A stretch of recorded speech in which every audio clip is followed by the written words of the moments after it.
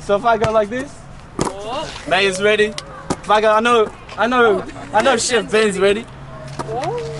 All right. Go. With me.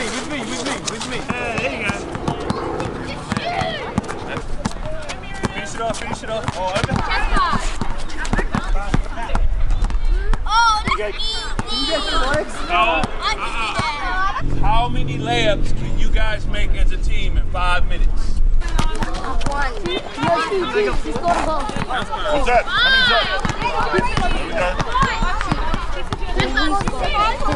Can you? Yes, we are all part of Helping Hoops. But here's the thing. You had a goal. The goal was 35. Can you reach your goal? If I'm in the kitchen and I'm cooking with Ben and we got 50 plates to put out and we only got 22 plates ready and we got 3 minutes to get the rest of the plates out, do I have time to go, ooh, look, Ben, there's a Pokemon in your kitchen?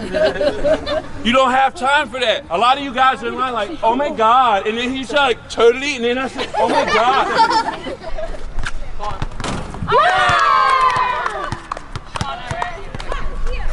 So that we're gonna start. What trick?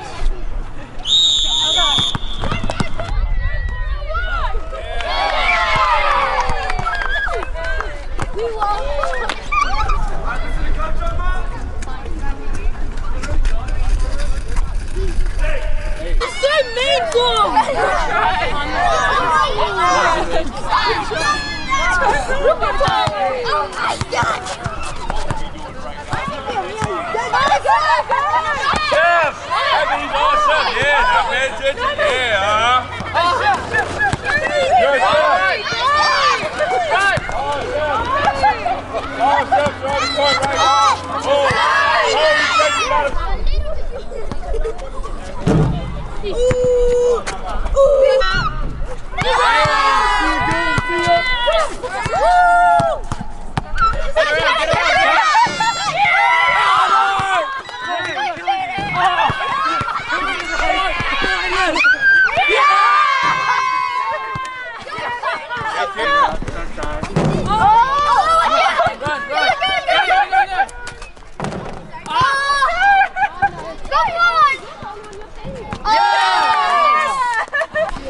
They worked together consistently throughout the session and their team ended up winning.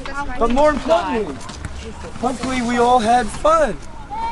Hopefully the chefs that are supporting this program feel a part of this program now. And yeah, so that's all I gotta say. That'll do.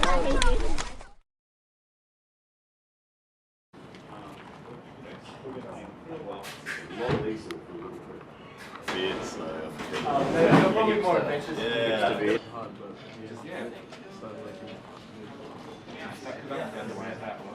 As the level of ball. 1, 2, 3, cheers! You're also good looking. I think that's I've got 2 lines on half. Yeah, sure. Single way. Wow.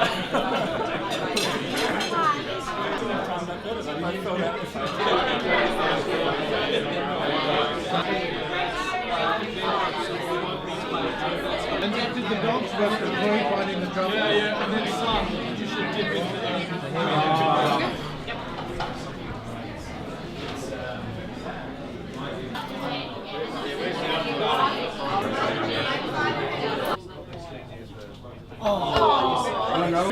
We're gonna be.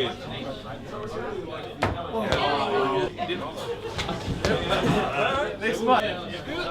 Hey. Hey.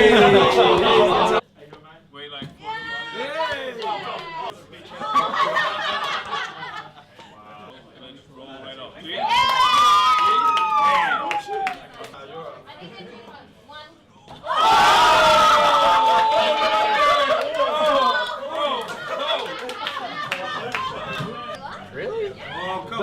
Come on, Tristan, dunk it, man. Don't be like that. Oh. Hey, he's got a nice form. Okay. Oh, I like that. Basketball. Zero. Are you going to be a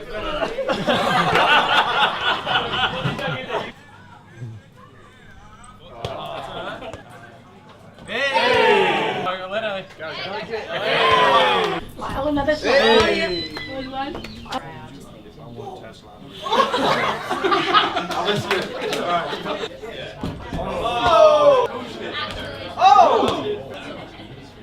Oh, looks alright though. If you miss all three, you got a bid. Oh, mine. That's about you and your relationship with yourself as much as with her. Exactly, yes.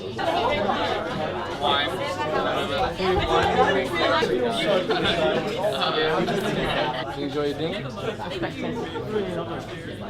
What's your favourite?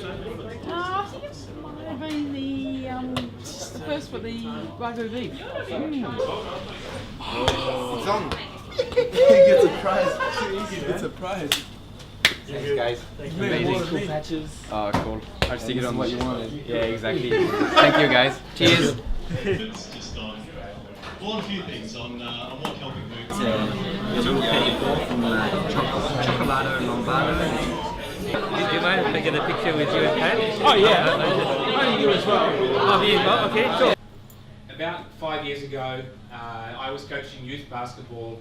I was coaching my son Kobe in his basketball team for about 5 years. And one day, a child came to training, and it's serious basketball, it's rep basketball, and you need to have a ball.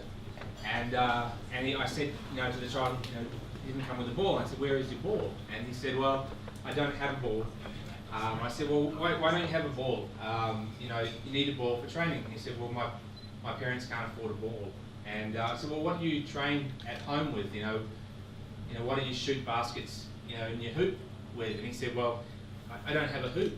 And I thought, what can I do to help? And not long after, I met a really amazing gentleman, Adam McKay, who's the founder of Helping Hoops. And we sat down, we had a conversation, because I'd reached a point in my life and my career where I felt like, I was doing fundraising for lots of different charities, but I had no connection to them. I didn't know how they spent the money, and I didn't really even understand the cause. And that didn't feel very good. That didn't make me feel like satisfied. And I wanted to use my skills as a cook to help people in some small way. So I started to volunteer to Helping Hoops, and I came to the first day, and I met Adam down at the Richmond Public Housing Estate, which, for those of you who don't know, is about a block south of Victoria Street, which has one of the biggest, it's been one of the biggest streets in Australia and in Melbourne for the drug trade. And walking into this public housing estate, under this basketball court, amongst all these towers, is really intimidating. I grew up in the backcountry New Zealand, and certainly not used to being confronted with life on the estate. And life on the public housing estates in Melbourne it's uncertain for children. It's volatile, it's changing, it's not reliable, it's not stable. To me, it's not conducive to a happy, productive childhood. And so going there for the first time was a little bit scary, if I'm being completely honest. And but then, I was kind of reassured by the incredible volunteers, the incredible staff at Helping Hoops, and the amazing kids.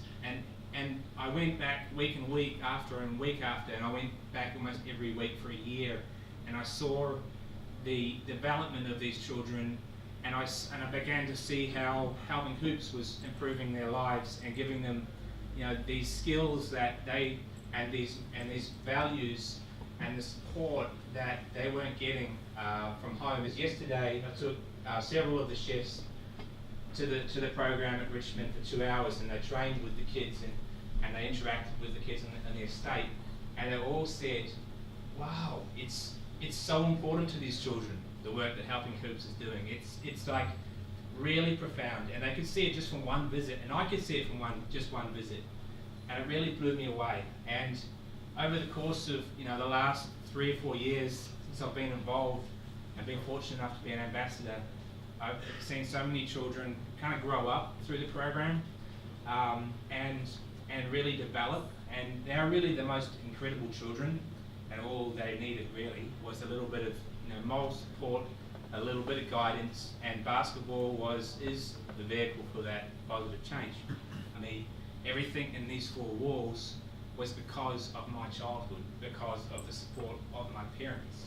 I had these really positive role models. And it's not the same for everyone. And it's not the same for a lot of these children who are refugees who've rocked up here to Australia, and the support systems are not there, the support from their parents is often not there. You know, there was 35 to 40 kids down at public housing estate yesterday, and guess how many parents there were watching? One. You know where the money is spent, and a little bit of money goes a long way with Helping Hoops.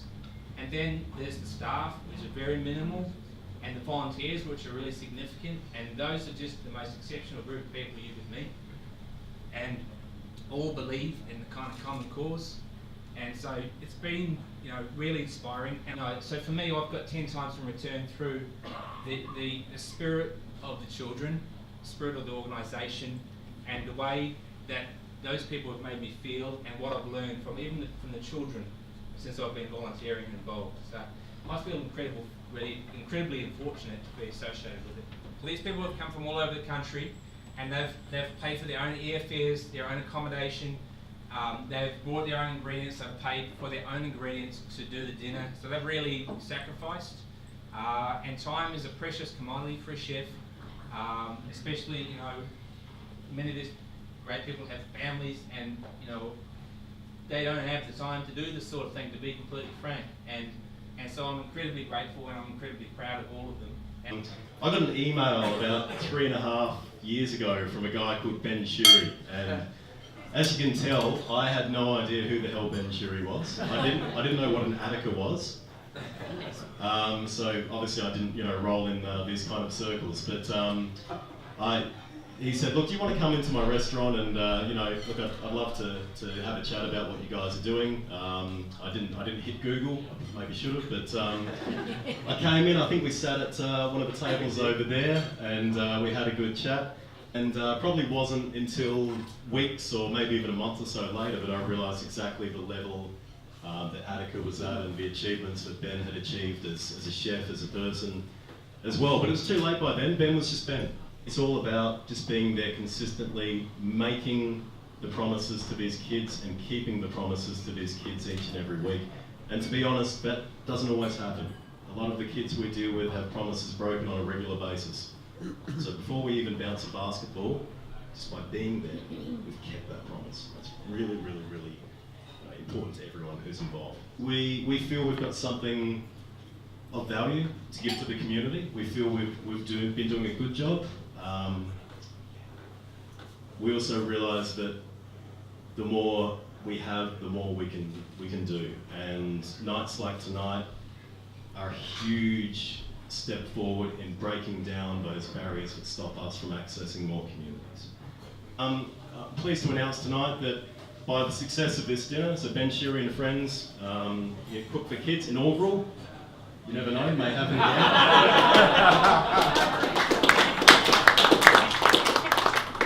for sure.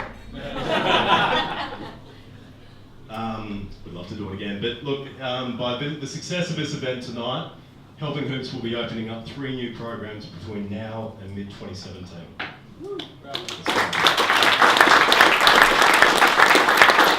Look, thank you to everyone too. First of all, to the chefs. I mean, you summed it up perfectly before. All I can do is echo Ben's words.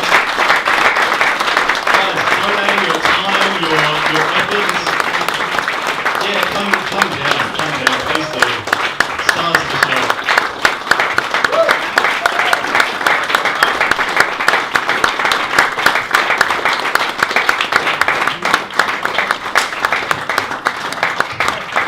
Me personally, I mean, obviously Helping Hoops, we've done a lot together, but I sort of feel personally that I've got a long way to go to sort of reach my potential and be the person I want to be. But you know, I'm a little bit closer because I haven't met you. So.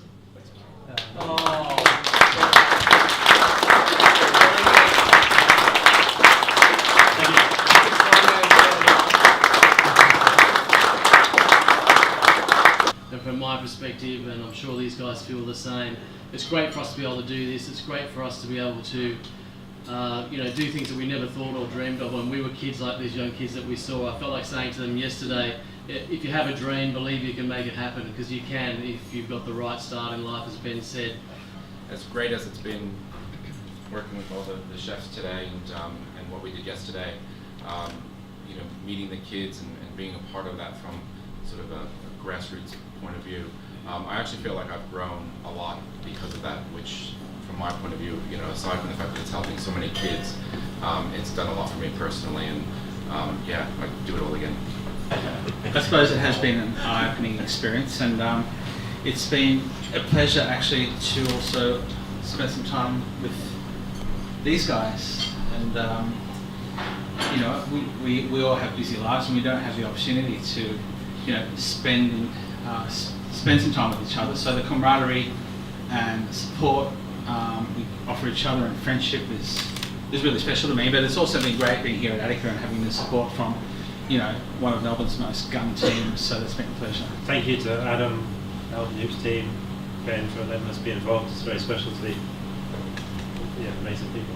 All of you. Yeah. Thank you for your support tonight as well. I'd just like to say that what Ben said earlier about sort of us chefs, we do a lot of charity work, and often it's for causes that, you know, sort of someone says, "Will you be in this?" and you sort of say, "Yes, I'll be in it," but you're not connected with it as much as I think we have felt tonight. And seeing Ben's passion for this charity is incredibly inspiring, and yeah, he's a good bloke. Very easy to be a part of something like this. It's, you know, obviously a great cause, and Ben has a way of making us all feel excited about things, even though we might not have thought about it in the past. But obviously, thanks to you guys that this happened. Helping Hoops, I wasn't familiar with it before Ben was associated with it, and it's obviously a great charity. So easy for us to do this. When Ben first asked me, like, I didn't really understand the concept of a basketball charity, I'm being totally honest here. But then yesterday when I went and played basketball and got dominated by these 5-year-old children for about 3 hours, they destroyed me. And I realised that it's about basketball, but it's about changing their lives. It's about teaching them skills. It's about basketball and it's not at the same time. And I really get it now, so thank you. You know, I don't take it lightly. And when I came to the table and I said thank you, it's not just a small thing. I actually really deeply mean it. I hope, you know, you can tell that I'm sincere, because I appreciate our guests coming here every night, but I really appreciate how deep you guys have dug, and it's not something that I take for granted one little bit. So thank you so much.